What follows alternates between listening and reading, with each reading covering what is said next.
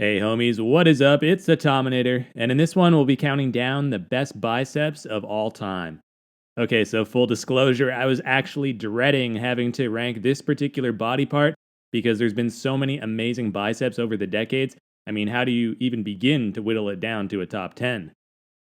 The biceps are arguably the flashiest muscle of the entire body, and the one most ordinary people seem to prioritize above all else. Probably no other muscle expands so noticeably when flexed, with the possible exception of the lats, depending on how well your back is developed. It also tends to be one of the easier and more rapidly growing body parts, considering its comparatively small size and the plethora of effective isolation exercises to choose from. So it's no wonder there's been so many outstanding sets of biceps throughout bodybuilding history, as unlike, say, the back or legs or even shoulders, you don't need to take massive amounts of gear in order to realize their full potential. And given all the legendary examples at our disposal, I expect there to be a lot of disagreement this time around, since it's not as straightforward, and you could make a strong case for many other names to be on here. I'll try to cover a bunch of honorable mentions as we go, but just keep that in mind. Vince Taylor kicks things off at number 10. Vince is somewhat overlooked today, which is funny because at one point he actually held the record as the winningest pro bodybuilder ever, at least until Lavroni, then Ronnie, and then finally Dexter would all later go on to eventually surpass him. And with buys like that, it's no wonder. This guy was armed and dangerous, and his biceps were really overpowering. It's why he squeaked onto the list as a last minute addition, edging out more relevant names today, such as Rolly Winkler and Phil Heath, who were both strongly considered but ultimately dropped because, as outstanding as their respective biceps are, they're both more tricep and even forearm dominant. Vince was not. He had biceps for days, and while his triceps were also quite good, they never threatened to steal the show. My only knock against Taylor was that his buys had a slightly funky shape to them, especially that right one, which, despite its towering height, looks a little flat topped rather than rounded or peaked. It's an extremely minor flaw, but on a list this competitive, it's why he brings up the rear. Flex Wheeler checks in at number 9.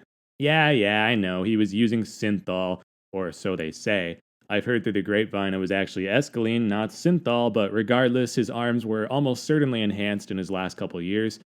But hey, if this is the product of site enhancement oil, he was doing it right.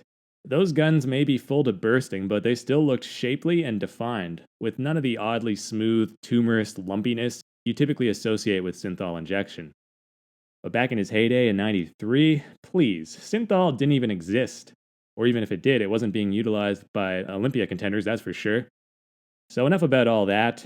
Some of you guys are too quick to dismiss how great his arms were without oil. It's like just because he might have taken some misguided shortcuts later on, that doesn't discount the amazing muscular development he'd previously achieved. Just look at all the sinuous separation he displayed at the '93 Arnold Classic. Look at those ideal aesthetics. I doubt even the most skilled sculptor could improve upon this. Flex had some of the most detailed arms ever, especially when viewed from the rear like this. His less celebrated contemporary, Charles Claremont, was probably the closest approximation to a prime Flex Wheeler, and his biceps were likewise fantastic. It was a tough cut to make, but there simply wasn't room for both of them, and a decorated Hall of Famer like Flex is always going to get the nod in that scenario. Lee Priest lands at number 8, and I can already hear the cries of outrage and disbelief. Lee Priest, with arguably the best arms ever, is only 8th? Okay, I hear you. And listen, I would agree that his guns are right up there with the very best of them. But for me, it's not because of his biceps primarily.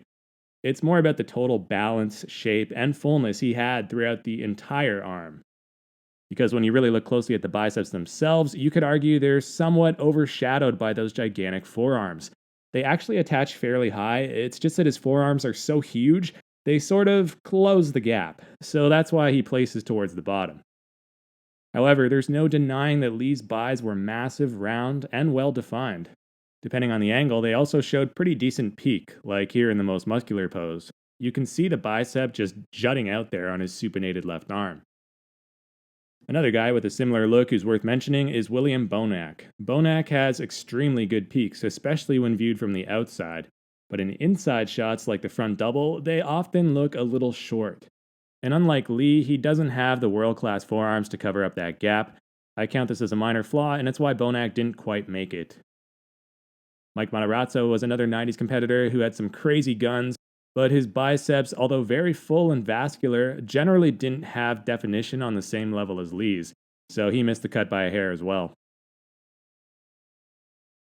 Up next at number 7, we've got Brian Buchanan. In many ways, this guy was like an exaggerated version of Flex Wheeler, who himself already resembled a cartoon character. Because Brian had an even tinier waist and even higher biceps peaks. His flow through the upper body was simply beautiful, almost too good to be true, and it wouldn't be the same without those bulging biceps. What's telling is that he wasn't exactly lacking for shoulder development, as those front delts were well capped, but his bis still towered over them. No doubt the effect is further amplified by the fact that his waist was so minuscule, each of his arms appeared to have the same circumference. Buchanan must have had one of, if not the, best arm to waist ratios in history. It would be interesting to hear if someone took reliable measurements and tracked that stat. I know Sergio Oliva would be up there too, but he was more about the triceps than the bis, so we won't be seeing him until the next video. Another underrated 80s phenom you could add to that discussion would be Thierry Pastel, who I consider an honorable mention here. Again, there just wasn't enough room on the list, guys. The main reason I decided against him, however, was because, as magnificent as his biceps were, I actually think his tricep sweep was the more noteworthy feature. Kai Green emerges at number 6. Now, Kai had a slew of dominant body parts, but the biceps were probably his most eye-catching. Those pointed peaks were positively mountainous and made his arms look larger than life in the front and back double biceps poses. In fact, Kai might even have the tallest looking biceps of all time when viewed from the rear. I can't think of another bodybuilder who outdoes him there. Just look at how they dwarf even Phil's back at the 2012 Mr. Olympia. Here's another example from the '09 Arnold Classic, posing next to Victor Martinez. Victor represents another honorable mention. Close, but no cigar. But when it comes to Kai, he did possess a couple of flaws. For one, his biceps bellies were a little on the short side, and this was made all the more apparent by his underdeveloped forearms. For another, they were also relatively thin. Unlike someone like Flex or Lee Priest, for example, Kai lacked that important thickness from side to side, which occasionally made his arms appear somewhat two-dimensional in poses like the crab most muscular. This is why Kai doesn't rank any higher. But still, those soaring peaks provided such undeniable wow factor that he had to be included. Albert Beckles was cast in a similar mold back in the day, with outrageous jagged biceps, but also fairly short insertions. It was difficult to cut a legend like this, and hey, if this video was made, say, 15 or 20 years ago, no doubt Beckles would find himself near the very top. But since the turn of the century, we've encountered so many incredibly massive, quality sets of arms that it's difficult for some of these old timers to keep up. For my money, Kai is like the modern day version of Beckles biceps wise, plus he's got the distinct advantage of modern day size. And as I've said many times before, when it comes to bodybuilding, bigger is always better, all else being equal, of course. So that's why I went with Kai. But that's not to say none of the old school icons are worthy of inclusion. Take, for instance, Schwarzenegger himself, clocking in at number 5. Blasphemy, you cry. I'm sure many of you were expecting him to be number 1, or at least land among the top 3, surely. Well, I gave him his due when it came to the pecs, but as for the biceps, let's just say this.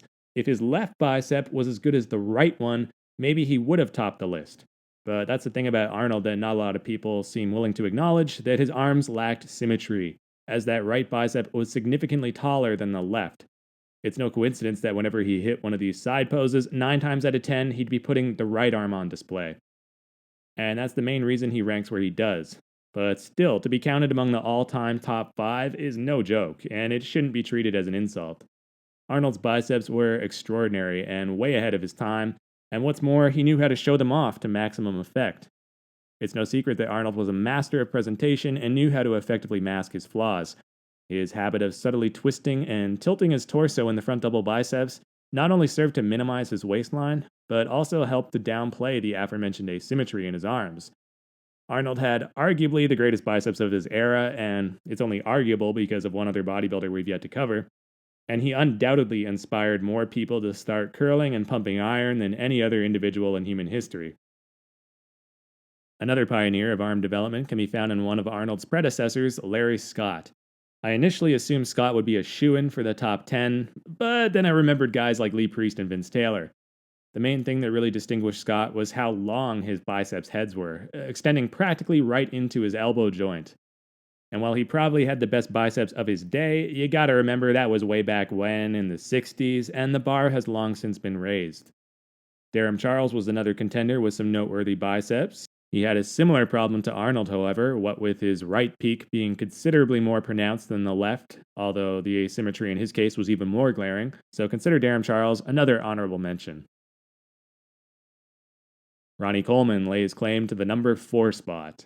Again, you may be thinking that's a little too low, and truth be told, I initially had him pegged for the top 2 or 3, but just try to reserve judgment till the end of the video.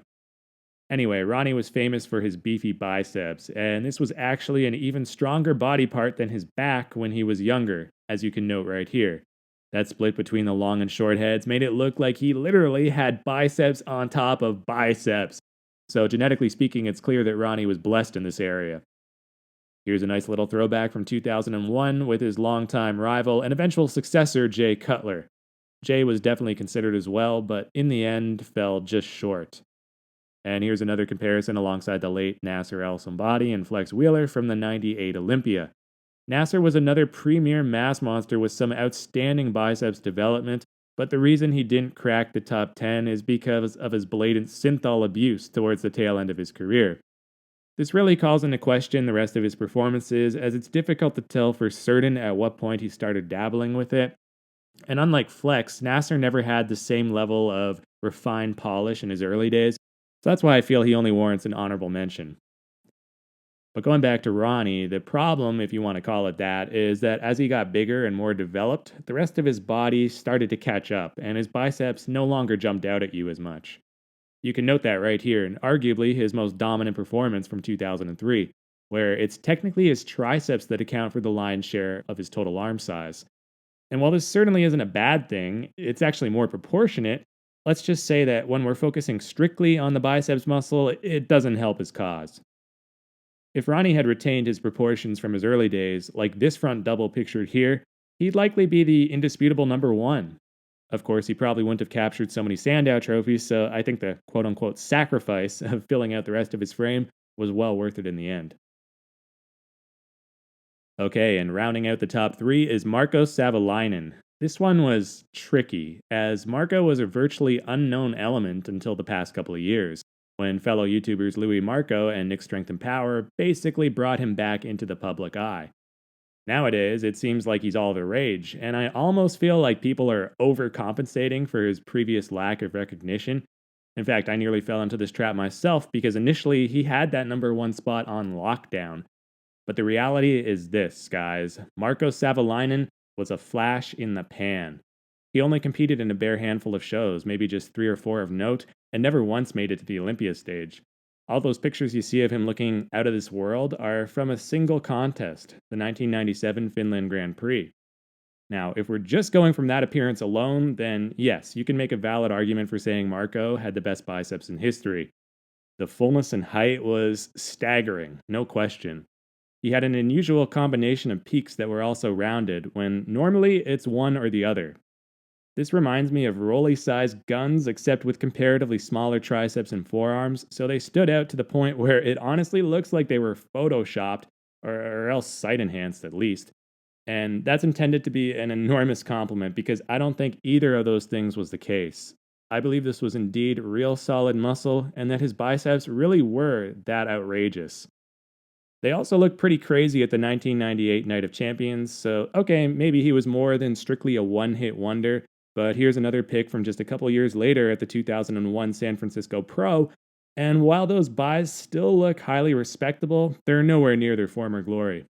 So I can't in good conscience rate him as the greatest of all time with such a fleeting track record.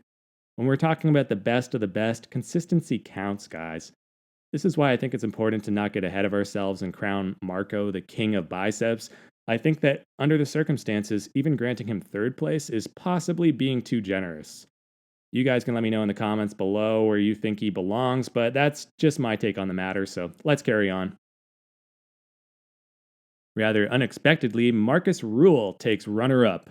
This marks the third and likely the last time we'll be seeing Marcus make an appearance in this Best Body Parts series.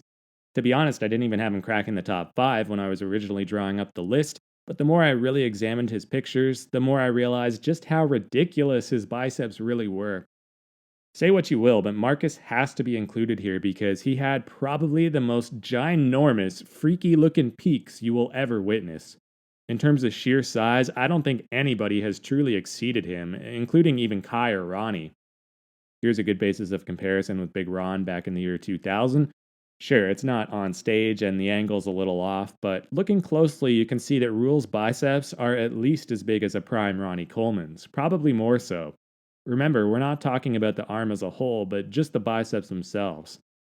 Here's another comparison shot, this time featuring Gunter Schlierkamp at the 2006 Olympia.